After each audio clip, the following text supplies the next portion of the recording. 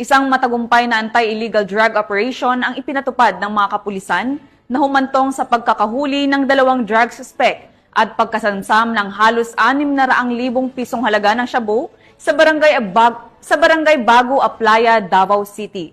Patrolwoman Sheena May Ilagan, ibalita mo.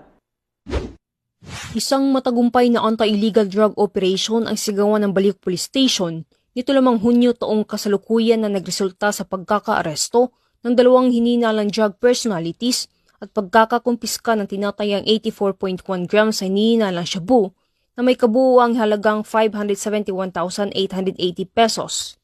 Ang operasyon ay sigawa bandang alas 8 ng gabi sa Phase 2 Gulfview Subdivision, Barangay Bago Aplaya, Davao City sa ilalim ng koordinasyon ng Philippine Drug Enforcement Agency.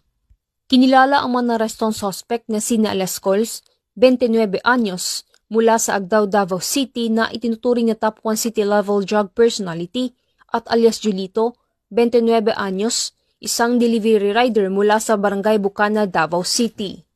Ang mga suspect ay nasa kusdiya ng sabing stasyon at naharap sa kasong paglabag sa Republic Act 9165 o Comprehensive Dangerous Drugs Act of 2002.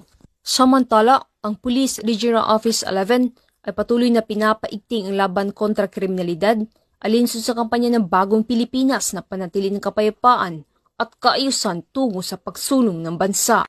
Mula dito sa Police Regional Office 11, ako inyong PNN Correspondent, Patrolwoman Sheena May Ilagan, alagad ng batas tagataguyod ng Balitang Pulis.